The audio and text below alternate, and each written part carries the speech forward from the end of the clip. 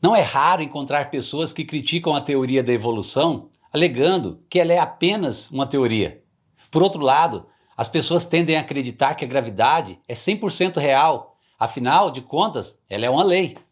Mas você vai ver agora que todas essas impressões comuns não estão certas. Em ciência, as palavras hipótese, teoria e lei têm significados bem específicos e não correspondem exatamente àqueles que nós usamos na linguagem cotidiana.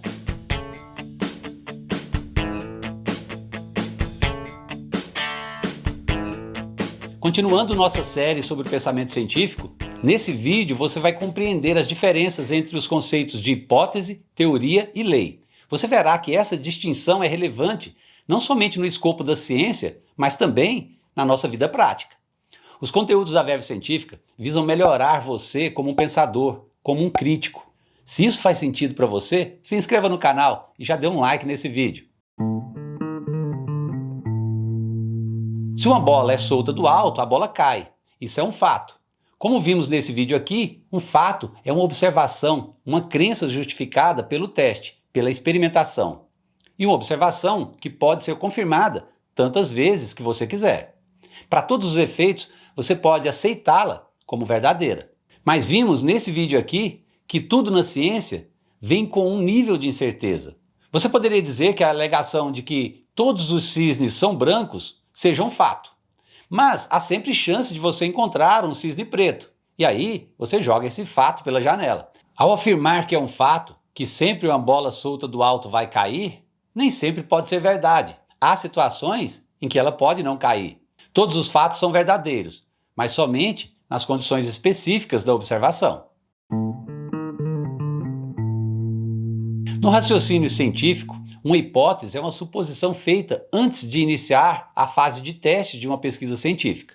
Ela é um palpite razoável baseado em algo que você observa na natureza. A hipótese é uma tentativa, uma suposição, feita estritamente para o objetivo de ser testada. Para o fato de uma bola cair, você pode hipotetizar que a bola cai porque há uma força que a puxa para baixo. Hipóteses são a base do método científico. Já falei sobre o método científico aqui nessa série, mas eu vou sintetizá-lo novamente. Depois de fazer uma observação e formular uma pergunta, você deve criar uma hipótese, que é uma potencial resposta à pergunta feita. Daí você faz uma previsão testável. Testa essa previsão repetidas vezes e analisa os dados. Com isso, você tem condições de declarar se a hipótese estava correta ou não. Mesmo assim, essa hipótese precisa ser testada muitas e muitas vezes por diferentes pessoas antes de ser geralmente aceita na comunidade como verdadeira. Por exemplo, se num dia cedo você observa que seu carro não pega, você hipotetiza que o problema é a bateria. Então você pode testar a sua hipótese trocando a bateria. Se o seu carro funcionar, a hipótese estava correta. Você conclui que o problema era a bateria. Caso o seu carro continue sem funcionar, a hipótese estava errada e deve ser descartada.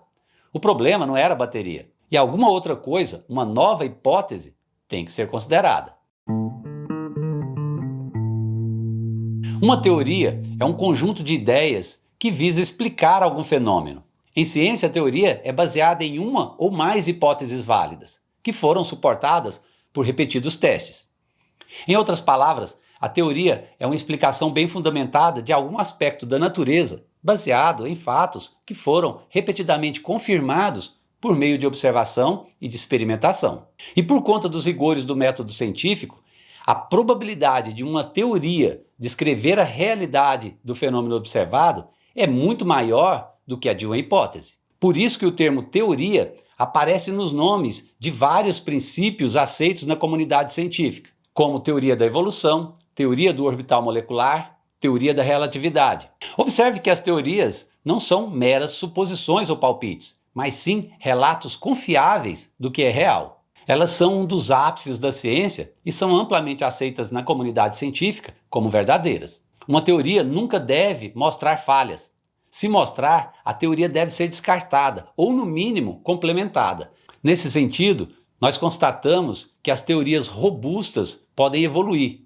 Isso não significa que a velha teoria estava errada, mas apenas que novas informações foram descobertas. E é claro que para mudar uma teoria é preciso haver muitas observações ou evidências que ela não possa explicar. Por exemplo, a relatividade de Einstein não invalidou as teorias de Newton. Ela apenas atualizou a mecânica de Newton, fazendo um upgrade nela. A teoria da relatividade expandiu o alcance da mecânica newtoniana, fazendo ela funcionar melhor quando objetos estivessem viajando perto da velocidade da luz ou onde há gravidade muito alta, muito elevada. E essas eram justamente as situações onde a mecânica de Newton falhava. Uma lei científica é uma afirmação sobre um fenômeno observado ou um conceito unificador. As leis científicas geralmente são curtas, expressas em uma única declaração e comumente através de uma equação matemática concisa. Por exemplo, a lei da gravitação diz que qualquer corpo no universo vai atrair outro corpo com uma força que varia diretamente com o produto das suas massas e inversamente proporcional ao quadrado da distância entre elas. Se um destes corpos forem uma bola e outro for a Terra, então nós podemos usar essa lei para descrever a realidade da queda. As leis são aceitas como universais e são as pedras angulares da ciência. Elas nunca devem estar erradas, e é por isso que existem muitas teorias e poucas leis. Se uma lei alguma vez se mostrar falsa, qualquer ciência construída sobre ela também estará errada. Foi isso que aconteceu com o geocentrismo.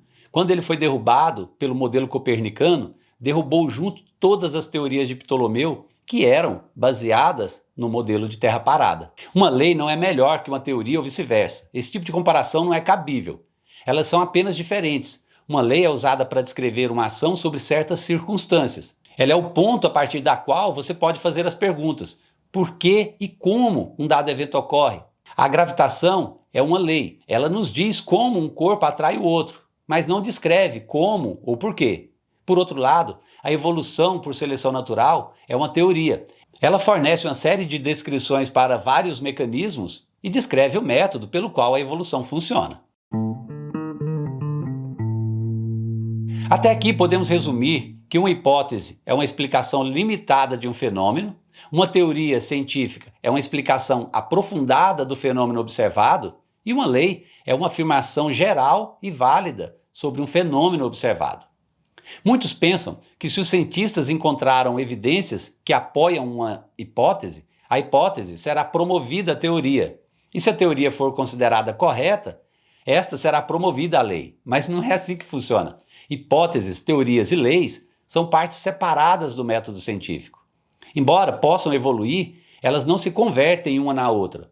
Ou seja, uma teoria não vai se transformar em uma lei com acúmulo de evidências novas ou melhores. Lembre-se que as teorias são explicações dos fenômenos, enquanto que as leis são padrões do que nós observamos para esses fenômenos.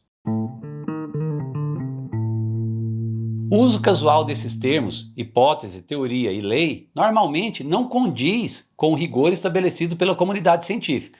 Assim, os termos hipótese e teoria tendem a ser mal empregados.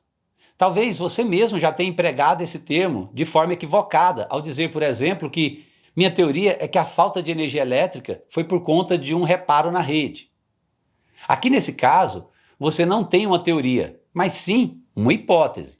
Esses usos indevidos são encontrados mesmo em contextos científicos. É comum cientistas se referirem a um conjunto de leis e teorias em um dado campo como sendo simplesmente teoria.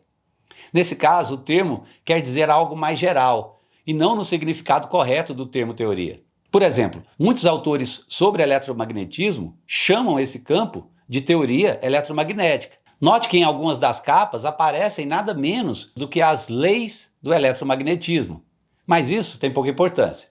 O mais sério acontece quando o termo teoria é usado para sugerir algo com menos valor de verdade do que outros princípios científicos, em contraponto com o termo lei, que se aplicaria a princípios tão firmemente estabelecidos que quase nunca seriam questionados. Um exemplo contundente e grave desse tipo de equívoco apareceu nas discussões sobre o ensino fundamental nos Estados Unidos.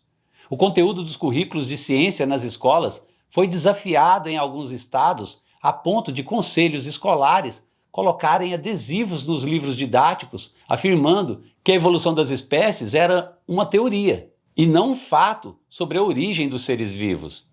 Esse tipo de má interpretação sugere que teoria é um termo relacionado a algo especulativo, a algo incerto. E isso conduz à ideia equivocada de que cientistas lidam com esse suposto nível de incerteza quando estão usando teoria para se referir aos seus princípios bem testados e bem fundamentados. A ciência é um processo que opera por meio do método científico, que por sua vez foi projetado de tal forma que as hipóteses válidas formem as bases de uma teoria, que por sua vez vem a explicar um dado fenômeno descrito por uma lei universal. São esses os termos que você deve ter em mente daqui para frente. Esse vídeo termina aqui. Se inscreva no canal e tenha Verve Científica. Abraço e até a próxima!